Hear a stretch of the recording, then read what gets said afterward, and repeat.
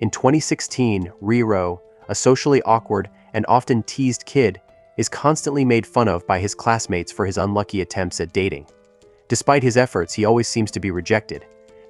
One day, Riro's life takes an unexpected turn when he rescues a beautiful and powerful exorcist girl who falls from the sky into the lively streets of Japan. Soon, Riro learns he's fated to become the god of all exorcists, surprising everyone at school with his newfound powers. This revelation is years ahead of the popularity of a certain blue-eyed, white-haired sorcerer. In this world, negativity like anxiety and despair give rise to evil entities called impurities in an alternate dimension known as Megano.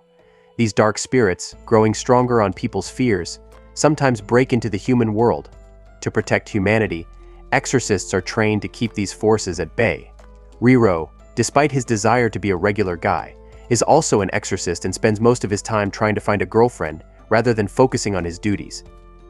One day, he gathers the courage to confess to a girl, only for her to cruelly reject him, mocking his appearance.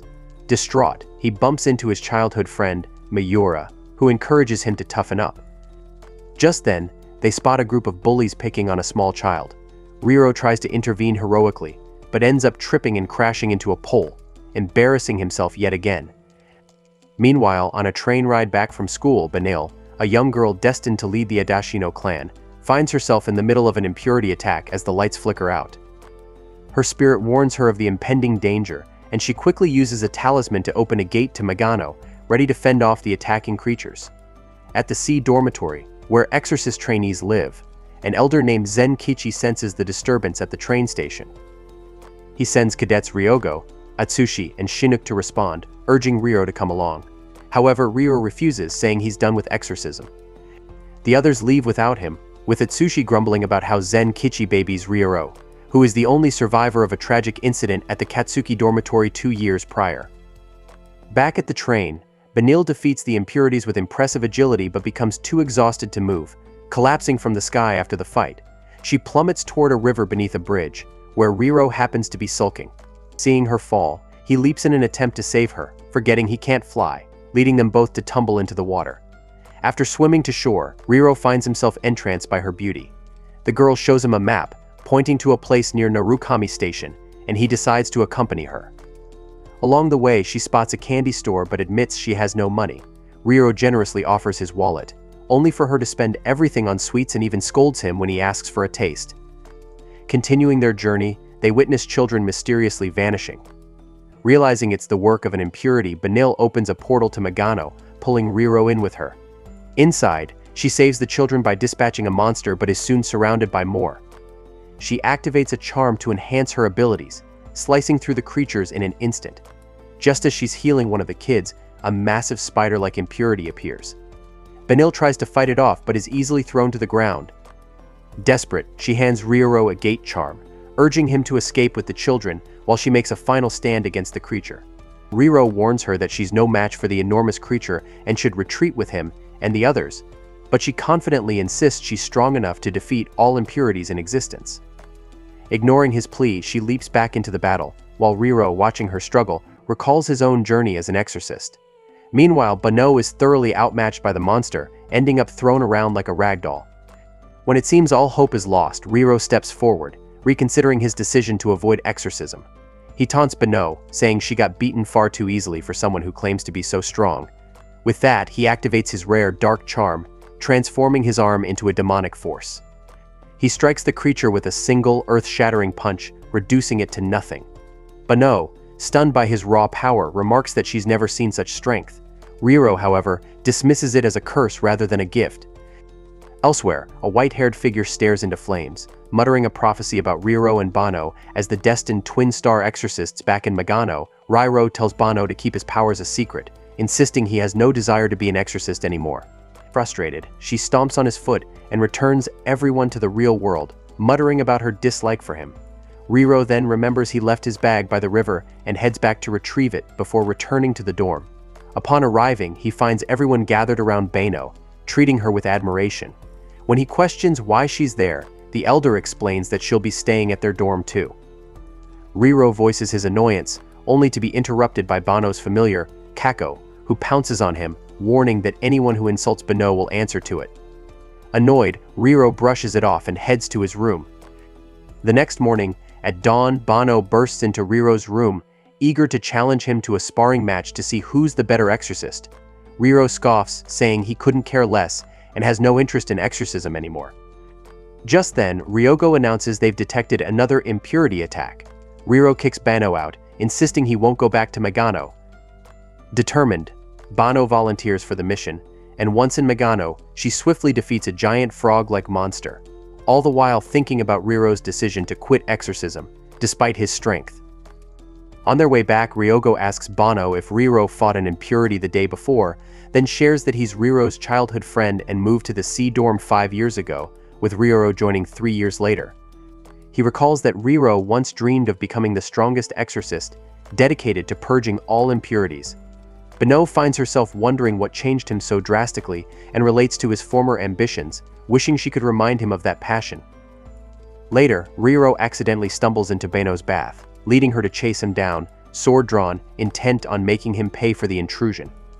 In his panicked escape, Riro crashes into a peculiar-looking man with white hair, who introduces himself as Arama, the head of all exorcists.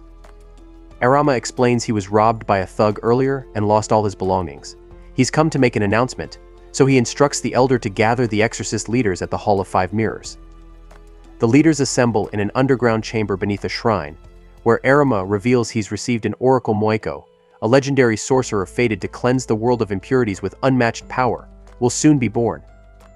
Arama then declares that 2 young exorcists have the potential to become Moiko, the legendary figure prophesied to cleanse the world of impurities. He calls Bono and Riro up to the stage, instructing them to battle with full force as if aiming to defeat each other. Riro protests, insisting he doesn't even want to be an exorcist, but Bono sees this as her chance to prove herself and starts the fight. At first, Riro lets her push him around, but Arama begins to taunt him, reminding him of how his friends were lost because they were weak, but Riro is different, he has strength and should own it. The words get to Riro, stirring up memories, and he finally unleashes his power, pushing back against Bono with surprising intensity, shocking everyone in the crowd as they witness this unknown boy rivaling the gifted exorcist. Riro attempts to pull back, asking Bono to stop, but she, reminded of her own past and the loss of her parents, lets her inner strength surge and retaliates with a barrage of swift attacks. Realizing the fight is escalating, Riro decides to get serious as well. The two clash, looking ready to end it with a final strike, but Arama intervenes, using a special charm to dispel their enchantments. Bono stumbles, landing on Riro with no major harm done. Arama approaches, apologizing to Riro for pushing him with those harsh words, explaining that he only did so to show everyone Riro's true strength. He then reveals that Bono and Riro are, in fact, the prophesied twin-star exorcists according to the Oracle. Shocked, Riro and the other young exorcists ask what that means, and Arama explains that the Moiko, the ultimate exorcist, will be born from the union of the twin stars, implying that Riro and Bono are destined to marry and one day bring this powerful being into the world. Both of them react with disbelief and embarrassment at the prospect. That night, Riro has a dream of a peaceful life with Bono by his side, but he brushes it off as impossible and heads down for breakfast. There, he meets Bono and the others, including Ryogo and Chinook, who suggest he and Bono should spend more time together to strengthen their bond. Offended, Bono snaps that she didn't train as an exorcist just to play house, especially with someone who lacks commitment to the exorcist path, and storms off. Ryogo and the others then invite Riro to join them for an impurity hunt, while Riro chooses to stay back, feeling conflicted. Throughout the day at school, Riro tries to keep his distance from Bono, though his friend Mei makes several failed attempts to befriend her. After lunch, Bono senses a significant impurity where Ryogo and the others went to battle and decides to assist them. Meanwhile, Riro sulks, wrestling with thoughts about his powers and viewing them as a curse. Mei notices his mood and cheers him up by suggesting a visit to an amusement park, helping him take a break from the weight of his worries. While Riro and Mei enjoy the park, Bono finds herself locked in a fierce struggle with a massive impurity that manages to damage a roller coaster track in the real world. Riro spots the broken track, noticing a coaster full of children racing toward the gap.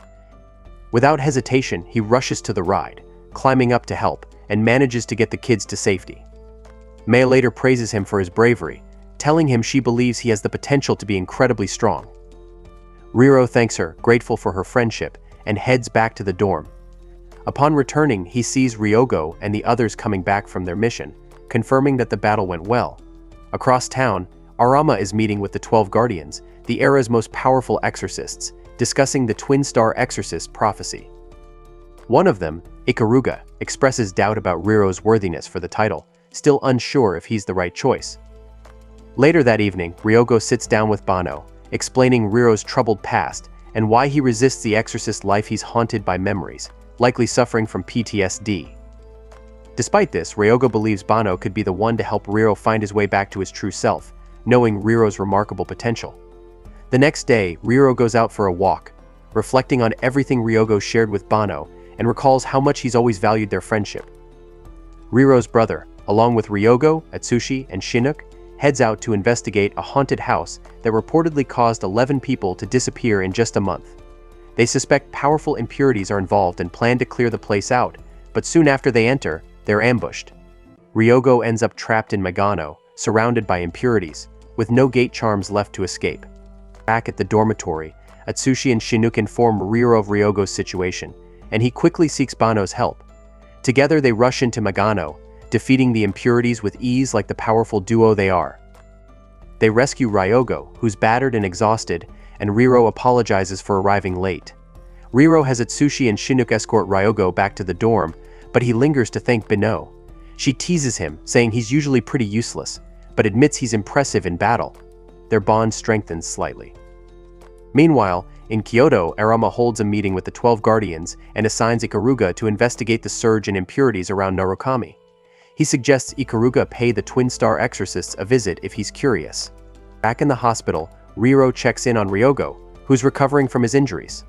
Afterward, he returns to the dorm to find everyone making paper talismans. The group teases Riro's poor handwriting, while Banno's skills earn her praise. Just then, they get an alert about an impurity attack at a nearby school, where several children vanished while playing soccer. They rush to Megano, where they find the children under attack from a horde of monsters. Riro dives in to rescue a child, while Banno and the others tear through the crowd of impurities. However, the monsters keep coming, overwhelming them. As the battle intensifies, Riro is haunted by memories of his friends who died in the Hanatsuki dormitory incident, causing him to freeze. One of the creatures seizes the chance to attack him, but suddenly, an energy blast strikes it, sending it flying. Ikaruga arrives on the scene, summoning his special familiar, which wields a flaming sword that incinerates the surrounding impurities. Known as one of the 12 Guardians, Ikaruga holds the powers of legendary familiars, making him one of the strongest exorcists alive. He critiques Riro's weak performance, unimpressed. Just then, one of the surviving monsters consumes nearby impurities, growing stronger and charging toward them. Riro, regaining his resolve, steps up and dispatches it with a single powerful strike. Banno defends Riro, pointing out that he may have his faults, but he's a formidable exorcist. Noticing another presence in Megano, Ikaruga is interrupted by a call from Arama, who summons him back to Kyoto. When he arrives, Arama admits he only wanted Ikaruga's opinion on Riro's abilities. Ikaruga shares his concerns about Narukami's impurity levels and the unknown presence he sensed, but agrees to give the young exorcist time to grow. Inspired by Ikaruga's strength at such a young age, both Riro and Banno are motivated to train harder. The next day, Ryogo and the others plan their next mission, and Riro surprises them by asking to join. This excites the group and Ryogo asks Banno to sit this one out, giving Riro a chance to test his skills. Banno agrees, focusing on her schoolwork where Maya continues her attempts to befriend her. The mission is a success, boosting Riro's confidence in his abilities, while Banno warms up to Maya, who reveals she's the granddaughter of the elder running the C dormitory. The following day, Arama surprises Riro and Banno with a grand gesture. He invites them to his sprawling 10,000 square foot villa and, in a generous twist, gifts it to them as part of his Mission Miko project. Arama announces to Riro and Banno that they'll be living together in the villa from now on, hoping this will help them get to know each other better. True to his mischievous nature, Arama has set up traps in each of their rooms, forcing them to work together to reset things to normal. Riro and Banno manage to solve the challenge, their teamwork strengthening as they finally get everything back in order. Later, they head out to assist Ryogo and the others with defeating some powerful impurities. That evening, Riro and Banno sit together and open up about their pasts. Banno reveals that she once had a twin brother, who was separated from her after their parents died. He also became an exorcist, but lost his life protecting his friends. She holds the hair clips he gifted her as her most treasured keepsake. Riro, on the other hand, confesses his envy, sharing that he never knew his parents, having been abandoned at birth and raised by exorcists. He doesn't come from a special lineage, unlike her. Bano reassures him, saying that one's origins don't define their strength and praises him for his skills, lifting his spirits. The next day, Maya visits the villa, feeling a bit envious of Bano's living arrangement with her childhood friend. She then asks Riro if he's sure about returning to exorcism, expressing concern that she doesn't want him to go through the same pain he endured 2 years ago. Riro admits he's thought it over but feels that protecting those around him makes it worthwhile. Hearing this, Maya grows frustrated, not wanting him to face such dangers. Bano steps in, admiring Riro's resolve and his desire to grow stronger. Overwhelmed, Maya rushes out in tears, forgetting her protective charm behind, which leaves her vulnerable to a nearby impurity. Meanwhile, Maya's father, San, who is also one of the 12 guardians and a mentor to both Ryogo and Riro, arrives in town. He visits the dormitory to greet the elder and reveals he's investigating a surge of impurity corruption in the area, a phenomenon where people overwhelmed by negative emotions turn into impurities themselves. In Megano, Maya encounters a powerful impurity, and without her charm, is in danger. Riro arrives just in time to drive it back with his enchanted arm, and together with Bano, they defend her. However, the monster proves too strong, and they start to falter. Just as things seem bleak, San arrives, defeating the impurity with one powerful strike. Turning to Riro, he questions his commitment, challenging him to prove his strength. Riro's response, a hesitant punch, leads San to lend him a Black Master talisman, saying he needs to show genuine resolve. San then addresses Bano, asking if she knows the true story of the Hanatsuki dormitory incident, where her brother was sent after their separation. He reveals that, contrary to popular belief, no impurity attacked the dorm. In reality, Riro was forced to kill everyone there as he fought to survive a horrific betrayal. Hearing this, Bano is furious, raising her sword toward Riro.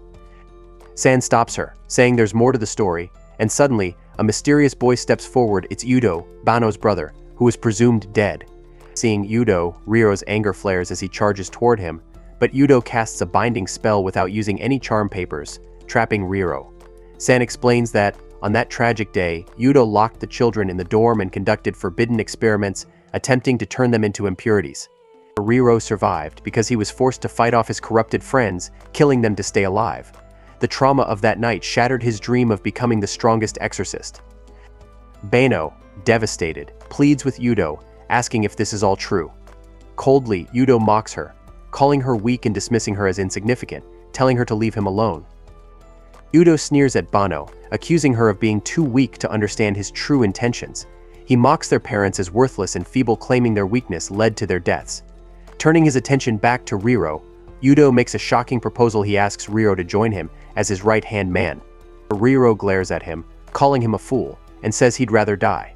Unleashing his arm's power, Riro charges at Udo in a rage, but Udo wields the same dark strength in his left arm, using it to effortlessly deflect Riro's attacks, knocking him back repeatedly as if he's toying with him. Seeing Riro's reckless assault, Bano fears he might get killed. She steps in, intercepting one of his wild strikes, and manages to snap him back to his senses. Udo smirks, calling Riro a failure for lacking the true resolve to become stronger, and promises he'll expect more entertainment next time before vanishing. Afterward, San takes Maya home, and Bano apologizes to Riro for her earlier anger. They reconcile, resolving to grow stronger together. Later that night, they approach San and ask him for training, but he declines, telling them that ambition alone isn't enough and that he's busy with his own duties. The next day, Bano's teacher, Subaru, another of the 12 guardians, visits the villa with her fellow guardian, Tatara. Bano and Riro ask her to train them, and she agrees, but her training consists of strange tasks designed to build teamwork, including going shopping together, eating out, playing hide and seek, and even fighting her self-constructed monsters. She also redecorates the villa to create a comfortable environment for them, helping them understand the importance of working as a team. After Subaru's departure, Riro and Bano settle into a routine at the villa. Riro volunteers to handle cooking, saying they'd both be doomed if they kept eating Bano's culinary experiments. Bano laughs and agrees, then heads out for her evening run, reminiscing about family dinners before her parents' death. While out, she senses a powerful impurity nearby and decides to investigate in Megano. To her shock, a massive impurity explodes. revealing a humanoid figure behind the chaos and impurity named Kamui, the same one responsible for her parents' death 6 years ago. Kamui is searching for the twin star exorcists and asks Banno if she knows where to find them. Filled with rage, Banno attacks him directly, but Kamui flicks her aside with ease, preparing to crush her under his foot. At that moment, Riro arrives, packed lunchbox in hand, and lands a punch on Kamui with his demonic arm, knocking him off Banno. Riro grins, saying it wouldn't be fair for her to fight alone and that he came because she was late for dinner. Kamui, slightly amused, fixes his neck and chuckles, noting how rare it is for a human to actually hurt him. He decides to finish off the regenerating impurity he had blasted earlier, giving Riro and Banno a chance to escape Magano. Outside, Riro helps Banno get medical attention. She tells him everything about Kamui, the impurity that killed her parents, and vows to seek revenge. She explains that Kamui is an S-ranked impurity known as a Bisara, as powerful if not more than the Guardians. Riro promises her that he'll help take revenge for her, as she's hurt now. Determined, he returns to Magano alone to confront Kamui. Riro unleashes his full power in the fight, but his attacks barely faze Kamui. His demon arm manages to hurt the impurity slightly, which only excites Kamui, who revels in the pain. He commends Riro's potential, suggesting he could spare him. Riro refuses to back down, so Kamui intensifies the fight, casting a cursed enchantment on his legs and landing a powerful kick that sends Riro reeling. Just then, Banno joins the battle, thanking Riro for helping her regain her confidence. With renewed resolve, she fights alongside him, but despite their best efforts, their attacks still fall short of overpowering Kamui. At this critical moment, Riro and Banno gather the last of their energy into a combined attack, managing to land a blow on Kamui's leg. But the move exhausts them completely, leaving them unable to even stand. Kamui, now realizing they are the twin star exorcists he's been searching for, is thrilled by their potential and taunts them, saying he'll enjoy reaping their spiritual energy once they've grown stronger. With that, he vanishes, while Arima, who had been watching from afar, steps in to ensure they're safe after this fierce encounter. He takes them back to the villa, making sure they rest and recover. Over the following days, Riro and Banno take it easy, spending time with their friends at C dormitory and noticing San's frequent visits. He often meets with the elder, though he never discloses the reason. Eventually, they learn that impurity corruption has been spreading rapidly in Norakami, with more humans turning into monsters. Time passes quietly until Ryogo receives devastating news: his close friend and skilled exorcist, Toru, has died. Toru was the one who introduced Ryogo to his girlfriend, Haruka, and his death is a painful blow. Deeply affected, Riro and Banno go for a walk, discussing Udo and their determination to stop him.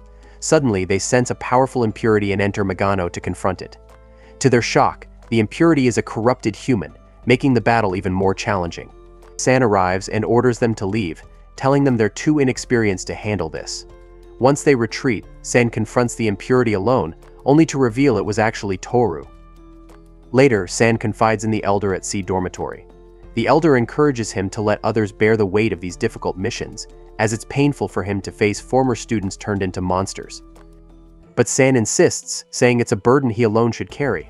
Meanwhile, Riro and Banno brood over San's harsh words, feeling like liabilities on the battlefield. Noticing their distress, Maya tries to lift their spirits by cooking dinner and comforting her father. Yet, her unspoken feelings for Riro, combined with her sadness over his bond with Banno, begin to consume her, and this powerful emotion corrupts her, transforming her into a monster. Riro and Banno are horrified, witnessing yet another person close to them turning into an impurity. Maya's attacks overwhelm them, leaving them badly injured. Just as they're about to lose hope, San appears and takes control of the situation, telling Riro and Banno to leave Magano so he can end Maya's suffering. Riro, overcome with guilt and haunted by memories, reaches for Banno. In that instant, they both hear Maya's faint voice, calling out for help. Realizing that their twin star powers might be able to purify her, they urge San to give them a chance.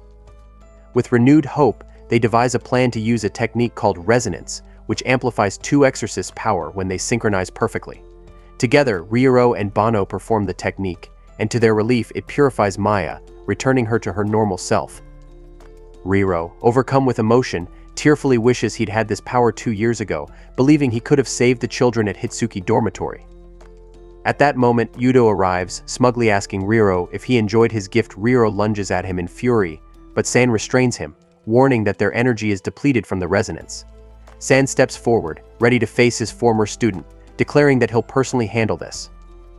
Udo smirks, calling San an annoyance and vowing to defeat him as a declaration of war against the Exorcist organization. In response, San activates his full power, summoning the abilities of one of the 12 legendary familiars, Bio, and charges at Udo. However, Udo easily overpowers him, striking him down with a single blow of his demonic arm. As Udo turns his attention to Riro, San intercepts the attack, vowing to protect the twin stars at any cost. With a final determined look, he thanks Riro and Bano for saving his daughter, and tells Riro to retrieve something important left with the Elder once they're out of Megano. Then, in a last act of sacrifice, San uses a self-destructive charm, sacrificing himself in an explosive attempt to stop Udo. Udo walks away from the explosion completely unharmed, leaving Riro just enough time to rush the severely injured and unconscious San to safety. Udo once again offers Riro a place at his side, telling him to bring his answer to the ruins of Hitsuki Dorm in Megano the next day, or else he'll corrupt everyone at C Dormitory into monsters. Udo vanishes, leaving Riro devastated. With Bano's help, he takes San and Maya to the hospital, where they learn that, even if San survives, his days as a full-power exorcist are over. He's lost one of his arms in the blast. Despite his injuries, San tries to keep up his usual stoic bravado. The Elder at C Dormitory later informs Riro that a special unit of the 12 Guardians is being mobilized to confront Udo and will arrive in Narukami soon. That evening, Riro opens a box San had left for him with the Elder and finds a black and red exorcist uniform, the same kind San used to wear when he trained Riro and Bano. San had once told him that only the strongest exorcist wore this uniform, encouraging him to grow worthy of it. Now, having finally received it, Riro is overcome with emotion and resolves to face Udo. He confides in Bano, and they begin a rigorous training regimen, honing their weapons, enchantments, and resonance ability. They discover that resonance amplifies their power by up to tenfold, with no strict limit as long as they have enough energy and stamina to sustain it. In their training, it's revealed that during the Hitsuki Dormitory tragedy, Riro lost his arm when a corrupted monster devoured it, causing him to start transforming into an impurity. However, he somehow managed to channel the corruption into his missing arm, enabling him to defeat his friends turned monsters. Now, his right arm holds the power of that impurity. Along with his new uniform, Riro also finds a Red Master talisman from San, which he practices using to enhance his abilities. After intense training, Riro and Bano rest to regain their strength before heading to Megano's Hitsuki Dormitory ruins the next day to confront Udo. As soon as they arrive, the battle begins, and Udo's overwhelming power becomes immediately evident. Their signature attacks barely faze him, and he taunts them, comparing their efforts to throwing grains of rice. They activate resonance and launch a series of stronger attacks, but Udo effortlessly blocks them, calling their attempts desperate ducks. From a distance, Kamui watches the battle with a bored expression. Determined, Riro uses the Red Master talisman to boost his arm's power and resonates with Bano once more, briefly managing to overpower Udo. They hit him with a combined attack that sends him flying, but Udo reveals his full impurity form, warning them they're nowhere close to harming him in this state. He transforms back to his human form, taking a few steps toward them, only to stumble and cough up blood. Thinking it's his chance, Riro charges in for a final attack, but Udo was merely pretending and grabs Riro, twisting his arm cruelly. Bano rushes to save Riro, but Udo intercepts her, breaking her legs and leaving her helpless. He then mocks her, calling her weak, before shattering the hair clips her brother had given her. Leaving her surrounded by impurities, he resumes his brutal assault on Riro. Just then, Kamui steps forward, offering Bano a way out. He tells her that he enjoys watching strong warriors grow and gives her a choice: accept his power to save herself in Riro or die here.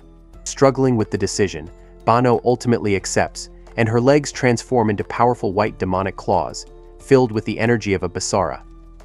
Bano glares at Kamui, declaring that she'll one day come after him with the claws he's given her. She then charges at Udo with newfound strength, overwhelming him temporarily, as he's weakened from their earlier attacks. But her energy wanes midway, and Udo quickly regains control, overpowering her once again. Just as he's about to strike her down, Riro steps in, but Udo stabs him through the stomach, throwing him aside. Despite his injury, Riro fights back, summoning his impurity power to its maximum, which allows him to momentarily transform into a white demon form similar to Udo's, healing his stomach wound in the process. He then channels this immense power back into his arm, surprising Yudo, who furiously activates his own max power mode. The two clash in a brutal, old-fashioned brawl, exchanging powerful blows until Riro finally sends Yudo flying, channeling the hopes and dreams of his fallen friends. The next thing Riro and Banno know, they're both waking up in the hospital, with only minor injuries. The doctors advise Banno to give her legs time to heal, suggesting she use a wheelchair for now. Soon, they're summoned by Arama, who asks them to recount their battle with Yudo to the remaining guardians. Arama also reprimands them for confronting Yudo alone without waiting for backup, but Banno defends their actions, explaining that they did so to protect their friends at C Dormitory. Arama sighs and tells them that as twin-star exorcists, they're expected to focus on their future and the prophecy, which involves marrying and eventually giving birth to the Miko, rather than risking their lives in battle. Riro, angered, insists he'll do what's necessary, but only if he's allowed to bring down Yudo himself. Arama agrees, revealing that an oracle has warned of a coming calamity but that the guardians should be able to contain it for the next few years. He encourages Riro and Banno to use that time to train and become stronger than any other exorcist. Riro agrees, and the two return to C Dormitory. Over the next few days, Riro and Banno recover, enjoying the peace of a local festival. As a gesture of support, Riro gifts Banno a pair of hair clips to replace those she lost. Meanwhile, Maya expresses to her father her desire to become an exorcist, determined to protect her friends. Time skipped 2 years later. Now, Riro has become popular at school, exuding newfound confidence, while Banno is as skilled and respected as ever. Both have grown significantly in their roles as exorcists, while Maya, now an exorcist herself, has learned basic spells and enchantments. Together with the rest of the C Dormitory exorcists, including a now retired San, they safeguard Narukami Island. True to prophecy, the impurities have also grown in strength, with Basara planning a full-scale invasion into the real world. One day, while on a mission with the other exorcists, Riro and Banno notice a strange light in Megano and discover a young girl there. They bring her back to the dorm and name her Sei, with Riro temporarily adopting her as she seems inexplicably attached to him. San and the elder remind him to be cautious, noting how unusual it is to find a cheerful young girl in Megano, and they recall finding Riro in a similar way when he was a baby. For a time, they go about their days as a close-knit family. But soon, Megano Mist appears in town, and suddenly massive impurities emerge in the real world. Riro and Banno work to purify them, while San explains that a dragon spot has appeared a significant rift in the barrier between Megano and the real world. Meanwhile, at Exorcist headquarters, it's revealed that a Basara named Kiran Nashi is behind this surge, and the Guardians begin to strategize. Another Basara named Suzu, however, has her own interests. While she aids Riro's group by eliminating some lesser impurities, she mentions her curiosity about unique exorcists like Riro and Banno, promising to meet them again. With her help, they manage to stabilize the dragon spot using traditional methods, though they soon realize they need even more power to fully close it. Riro and Banno combine their powers through resonance, gathering enough energy to seal the dragon spot and restore normalcy to the area. San acknowledges that similar attacks might be happening in other towns and encourages the twin-star exorcists to patch up more of these breaches. The following day, Riro and Banno, accompanied by Sei, depart from Narukami and head to Minami Chuo City, which has requested help with a dragon spot. They use Banno's familiar to control an old wagon they found in the villa's basement, turning it into their transport.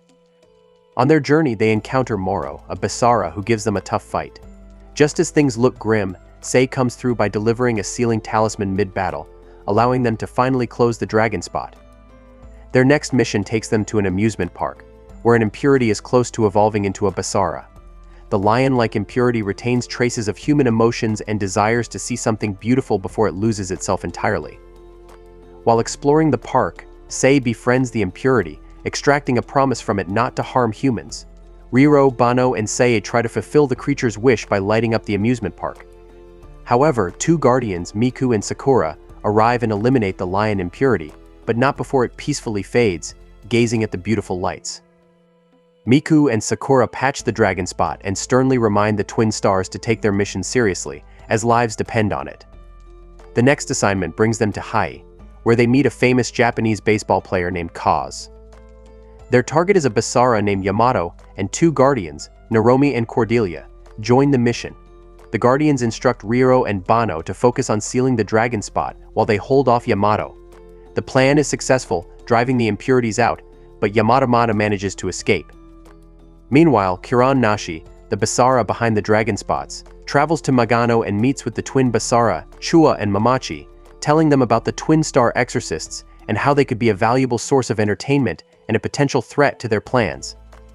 The twins agree to confront the exorcists. Riro and Bano, while en route to another dragon spot, accidentally enter Magano through a tunnel. Here they encounter the Basara twins, who overpower them with sheer strength and seamless teamwork. Things look bleak as Riro and Bano are trapped in the twins' sticky webs, but Sei unexpectedly steps in, creating a protective barrier around them, buying enough time for nearby guardians to arrive. The guardians, introducing themselves as Aa, Tino, and Kiro, announced they were tracking Kiran Nashi and transport everyone back to the real world, where the impurities are weaker. Riro and Bano insist on facing the twins themselves, asking the guardians to handle the dragon spot. With the Basara weakened outside Magano, the twin stars gain the upper hand, eventually delivering a fatal blow. Mamachi sacrifices himself to shield his brother, joining the ranks of the fallen, and just then, Kiran Nashi opens portals to retrieve the twins and flees. After sealing the dragon spot, Ryo and Bano question Sai about her sudden powers. Sei admits she's unsure but feels they should head to Kyoto, where the Exorcist headquarters is located. Ryo and Bano agree, sensing answers await them there. Meanwhile, Kiran Nashi kills Mamachi, absorbing his power and deceives Chua into believing the Exorcists were responsible, fueling him with a thirst for revenge. As the twin star Exorcists journey to Kyoto, Ikaruga is sent to Sea Dormitory under Urmama's orders, as the next dragon spot is detected near Narukami. While stationed there, he trains Maya, and during their time together, a subtle connection begins to form between them. With his powers significantly weakened, San assists the team, but Ikaruga steps in to handle the impurity and dragon spot on his own, showcasing his spirit-familiar weapon, Suzaku, which grants him flight and lets him unleash powerful energy blades at his enemies.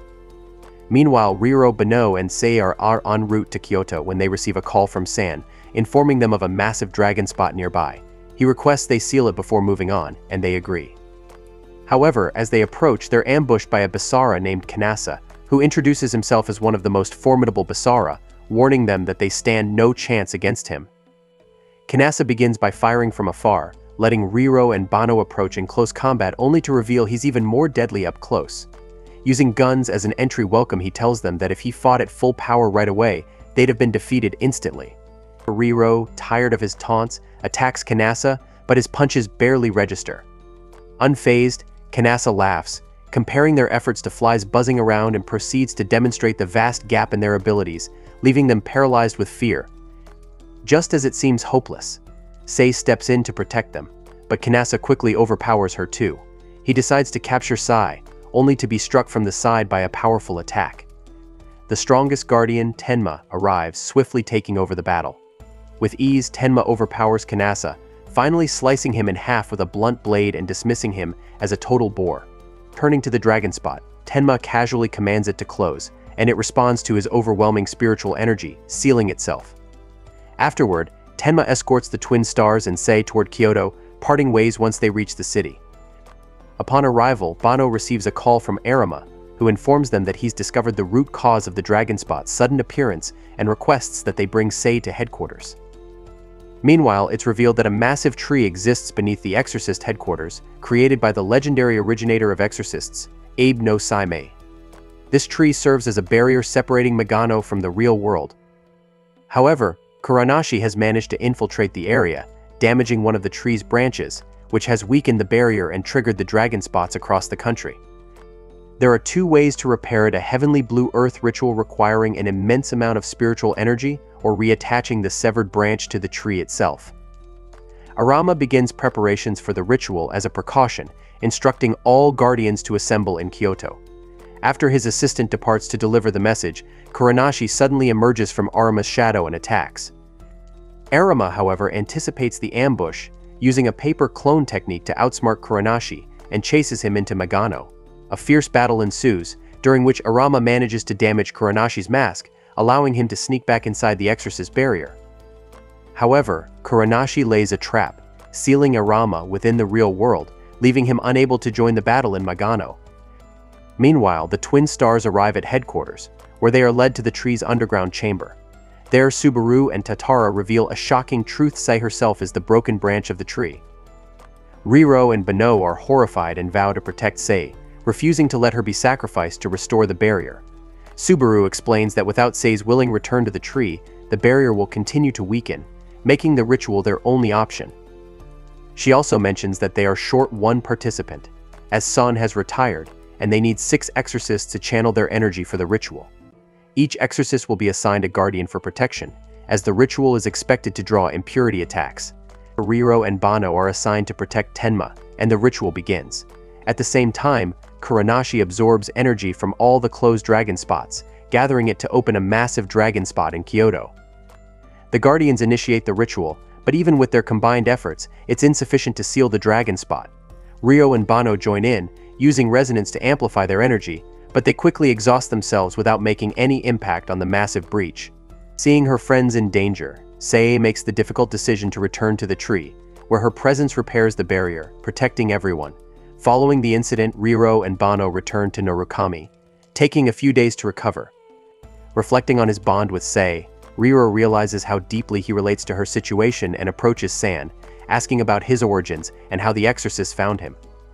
San reveals that they discovered him in Magano 10 years ago, with no information on his origins. Unlike Sei, he isn't a branch of the tree but a fully human child with an unknown past.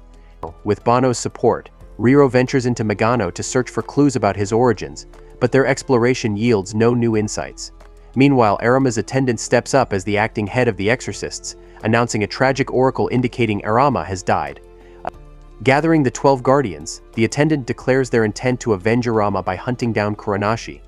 However, some guardians find it hard to believe that Arama, as powerful as he was, could be defeated by a mere Basara. After the meeting, the attendant sends Ikaruga to Narukami, assigning him to protect the twin stars while the other guardians focus on tracking down Kuranashi. As Kuranashi reveals his plans, he laughs at the Exorcist's assumption that their work is done with the dragon spots closed. In reality, that was only the first phase. He explains that the dragon spots were meant to let impurities feed on strong exorcists, growing in strength. Additionally, the exorcists, in purifying normal people, have unwittingly absorbed concentrated negative energy, which Kuranashi plans to use to turn them into his puppets, aiming to eradicate the exorcists altogether. He then instructs Moro to hunt down more exorcists, growing stronger for future battles. Elsewhere, Subaru and Tatara pick up Kuranashi's trail, while Miku and Sakura encounter Moro in Magano.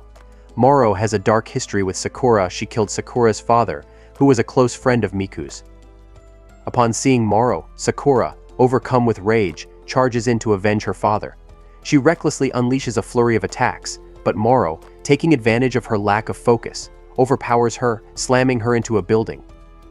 Miku urges Sakura to calm down and joins the fight, wielding charms shaped like stuffed toys that contain elemental powers.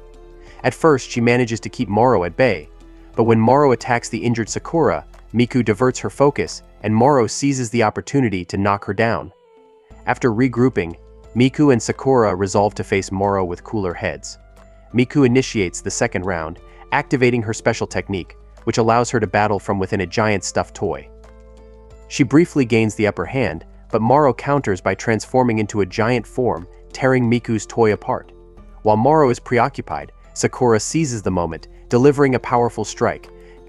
The two then execute a combo attack, combining Miku's elemental blasts with Sakura's slashes, finally exorcising Moro and avenging Sakura's father.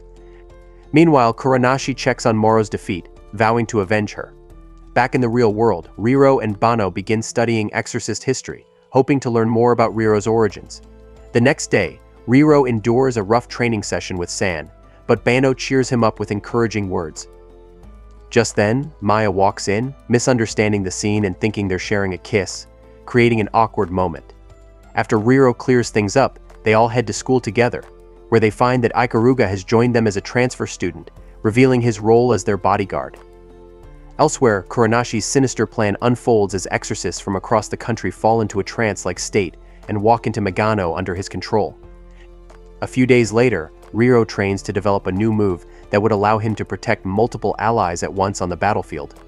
After practicing, he goes to Ikaruga, urging him to spar, but Ikaruga brushes him off. Just then, they notice an impure mist spreading across the school grounds, and soon after, the Basara Chua appears. Riro and his friends search the school and eventually confront Chua in the gymnasium, but he's far stronger than their last encounter. Kuranashi has empowered him using a special talisman enchantment crafted by the hypnotized exorcists. This enchantment keeps Chua connected to Megano while in the real world, allowing him to retain his full strength. Additionally, he has absorbed his late brother's energy, doubling his power. Chua makes quick work of the gym, thrashing the twin star exorcists and binding them with his enchanted strings. Just then, Ikaruga arrives as their bodyguard and challenges Chua directly, managing to push him back for a while. However, Chua tricks Ikaruga with a puppet clone technique and restrains him with magical threads. He then reveals that he's controlling all the students in the building and is prepared to kill them. Riro and the other exorcists launch an attack, using a smoke bomb to escape with Ikaruga to safety. Maya then uses a dispelling enchantment to break the strings binding Ikaruga, allowing him to recover. Once Ikaruga is safe, the group devises a plan. Theo and Mira agree to hold back the hypnotized students, while Riro and Ikaruga go after Chua. Riro takes on a supportive role, using his demonic arm to keep Chua immobilized, giving Ikaruga a chance to unleash his ultimate enchantment transformation. Though the plan works initially, Ikaruga's finishing attack fails to fully eliminate Chua, draining his energy reserves in the process. Seeing this, Riro encourages Ikaruga to keep fighting and holds off Chua long enough for Ikaruga to exhaust the Basara. Just as they think they've won, Chua reveals his secret weapon puppet-like minions filled with spiritual energy, threatening to detonate them to destroy everything around him. Riro then debuts his new technique, allowing him to target multiple enemies at once. He dispatches all the puppets in a single move and delivers the final blow to Chua, defeating him for good.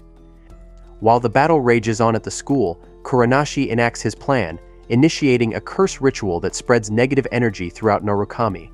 The Guardians, sensing the disturbance, attempt to counter it with a ritual of their own, but are ambushed by Yamato and his minions, disrupting the ritual. Kuranashi's spell completes, causing the entire country to shake violently as cracks split the ground. A massive chunk of land detaches from the mainland and begins floating above Narukami.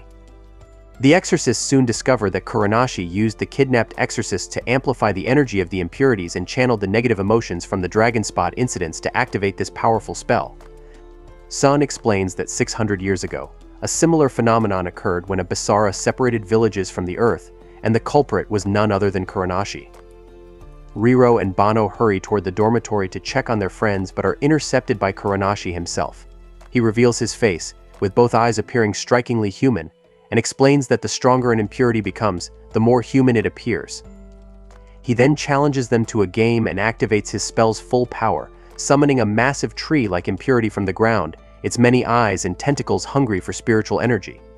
The creature drains its victims, leaving them lifeless husks. Kuranashi taunts them, explaining that they must purify the creature's core bulb, which lies underground and stores all its spiritual energy. When Riro asks why he would reveal such a weakness, Kuranashi responds that it's no fun if they don't know the rules. He then warns that they have less than 2 hours before the tentacles drain the life energy of everyone on the floating island. Enraged, Riro and Bano attempt to attack him, but Kuranashi effortlessly deflects their assault with his cursed energy, retreating back into Megano and leaving them with a race against time. After this encounter, Riro and Bano rush back to the dormitory, where they gather everyone to inform them of their plan.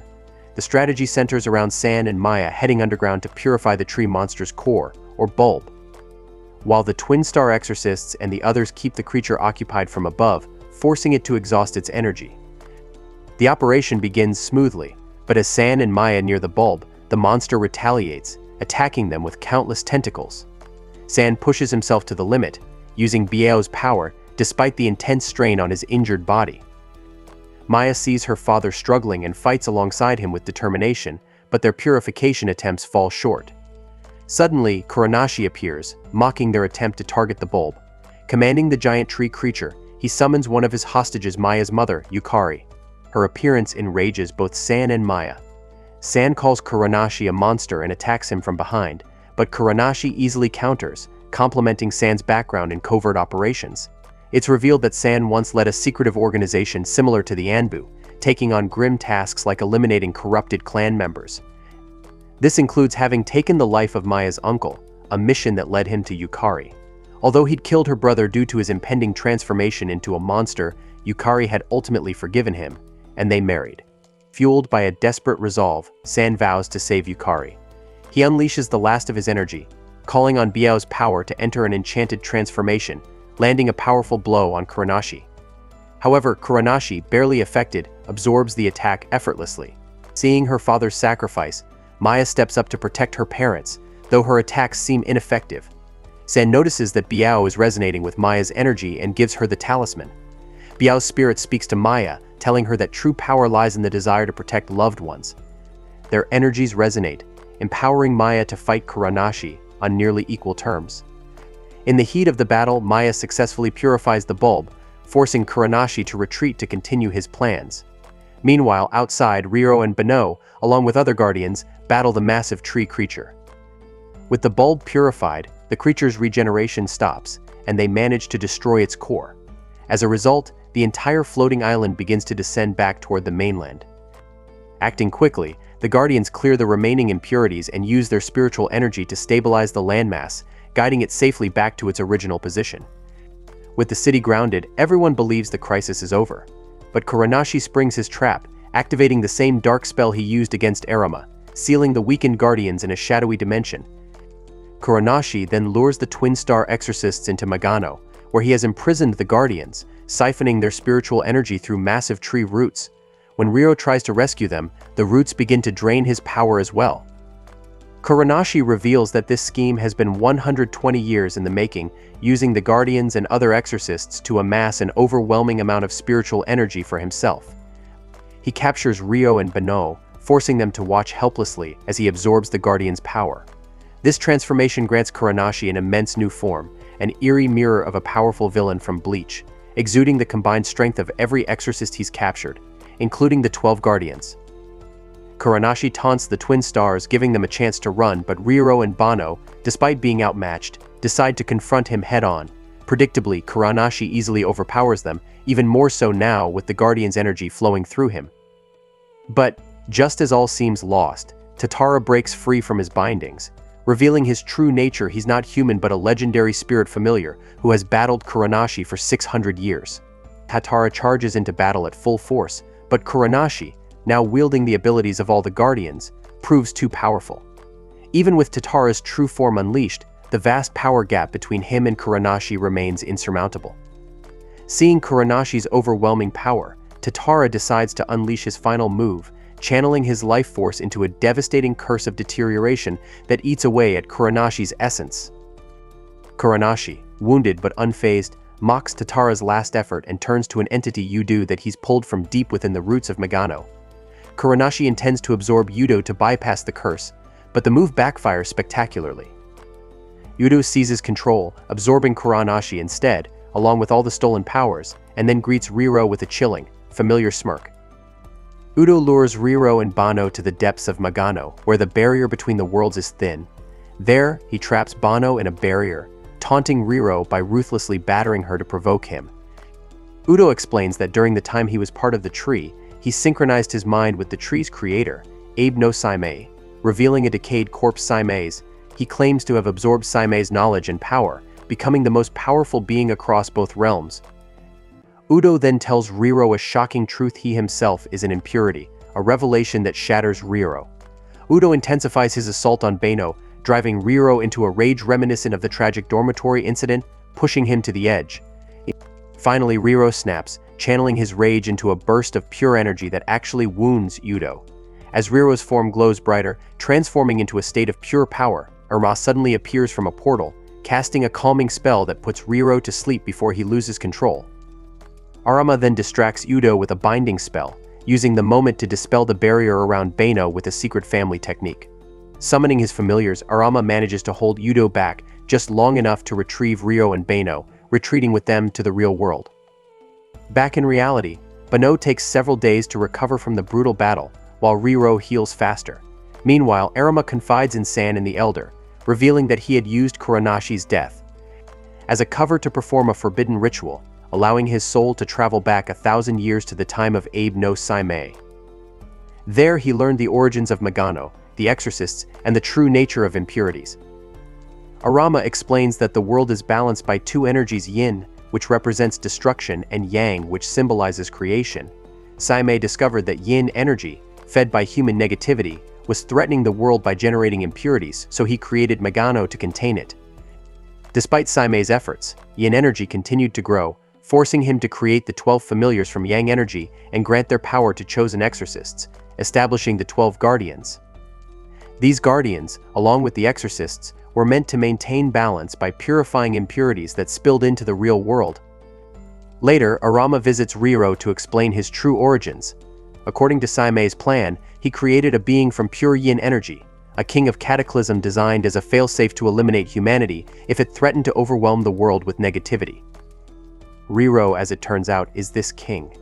Arama urges Riro to fulfill his destiny by giving birth to the Miko with Banno. The Miko's existence would blend Riro's yin energy with Banno's yang, neutralizing his destructive role. Shocked and troubled, Riro realizes that while he now understands his purpose, he can't bring himself to let Banno marry a monster like him. Overcome, he runs away. Outside, he encounters Udo, who, growing impatient, warns that he will destroy everything if they don't face him soon. Determined to protect Banno, Riro decides to break up with her, hoping to distance her from his fate, and then goes to confront Udo alone. Just as Banno gathers the courage to confess her true feelings to Riro, he abruptly breaks up with her, harshly stating that she was a burden in their last fight. Hurt and devastated, Banno is left behind as Riro walks away, masking his own anguish. He heads to the Chamber of Darkness to face Udo, immediately launching into a fierce battle by channeling energy into his enchanted arm. They clash, but Udo quickly gains the upper hand, effortlessly deflecting Riro's attacks. Amidst the brutal exchange, Riro demands to know why Udo is doing all this. Udo, smirking, explains that he always felt disconnected from his family and those around him, finding his only real connection in his rivalry with Riro. After absorbing knowledge from Abe no Saimei, he realized his true purpose was to fight Riro, the one person who could test his strength. Joking about how it's just destiny, Udo admits his sole aim is to battle Riro to the fullest, revealing his demonic form in preparation. In response, Riro unlocks a hidden seal placed on his heart by Arama, a safety measure in case he ever loses control and risks becoming the king of Cataclysm. With this precaution in place, Riro unleashes his full power, transforming into his white impurity form. As the two clash in an explosive battle, Riro manages to gain the upper hand, landing blow after blow on Udo. Meanwhile, Arama confronts his former attendant, who reveals himself to be the reincarnation of Abe no Saimei. Saimei admits that the tree he planted in Megano was designed to gather all negative energy and eventually give birth to the king of Cataclysm, which turned out to be Riro. Simultaneously, the yang energy concentrated within Banno's family, creating a pure yang spirit meant to be Banno herself. However, fate introduced a twist. Banno's twin brother, with equal yin energy, was born alongside her, creating a flawed reflection of Riro. Now, Udo, aware of his place in this cosmic balance, is desperate to prove his worth by defeating Riro. Back in Megano, Riro overpowers Udo and begins to walk away. But Udo, furious, taunts Riro, threatening to destroy everyone Riro loves before he exhausts his spiritual energy. Consumed with rage, Riro loses control, transforming fully into the king of Cataclysm, his power overwhelming as he battles Udo one last time. In this form, he begins to absorb spiritual energy from across the world, turning weaker exorcists and bystanders into stone. Abe no Saimei, now fully in control, declares that his ultimate goal is to resurrect his original body. To do this, he needs both Riro's yin energy and the collective yang energy from billions, culminating in a plan to merge with Banno to complete the ritual. With this final step, he hopes to create a world free of evil and suffering. Meanwhile, Banno regains consciousness and rushes toward the towering figure of the king of Cataclysm, pleading for Riro to return.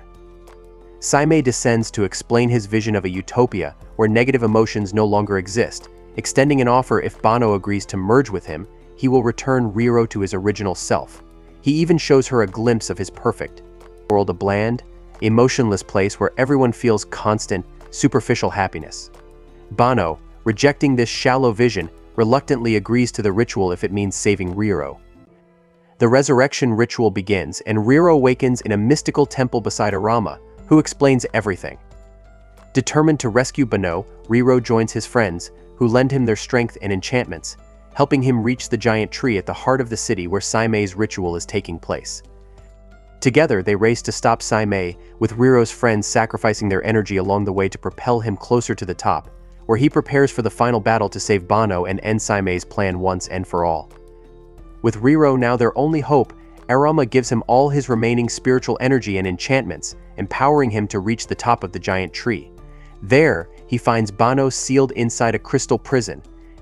Desperate to free her, he tries using a powerful barrier-breaking spell that Arama had taught him, but it proves ineffective. However, Riro still has a final trick. He pulls out a hair clip that Bano had left for him, knowing that she might be sealed like Abe no Saime's body had been. Bano had linked both her hair clips with a thin thread of spiritual energy, hoping Riro would come for her. The thread created a minuscule gap in the crystal's surface, allowing Riro to focus his energy there, shattering it and freeing her. Meanwhile, Arama confronts Abe no Saime midway up the tree. Saime scoffs, taunting Arama for his dwindling spell power. Unintimidated, Arama summons a mighty dragon with his remaining energy, but Saime counters by summoning an even stronger dragon, quickly overpowering him. Just as Arama is about to fall, Kamui unexpectedly arrives, joining the fight with Arama. But despite their combined strength, Saime and his dragon overpower them both. With Arama and Kamui defeated, Saime reaches the top of the tree and finds Riro and Bano.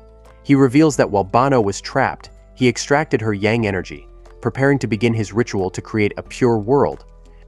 He explains that the first phase of his plan will drain all yin energy from humanity. The second phase will coat the remaining people in yang energy, eliminating all negativity and creating a world of purely positive energy.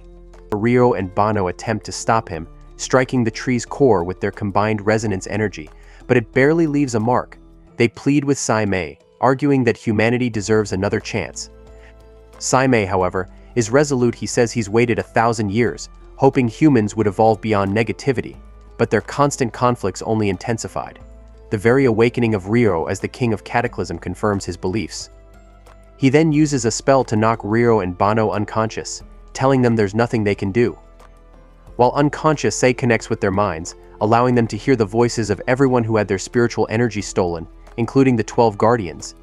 These voices, filled with encouragement and hope, inspire Riro and Bano to rise once more. Energized by the resolve of their allies, they synchronize with the giant tree and channel the combined spiritual energy of everyone within it. Their resonance reverses Saime's spell, returning all stolen yin and yang energy to its original sources. Stunned, Saime realizes that the universe itself seems to favor humanity's resilience. He laughs softly, accepting it as the will of the heavens, and vows to wait another 1,000 years, placing his faith in humanity once more. Riro and Bano promise that they'll guide the world toward positivity so he'll never feel the need to destroy it again.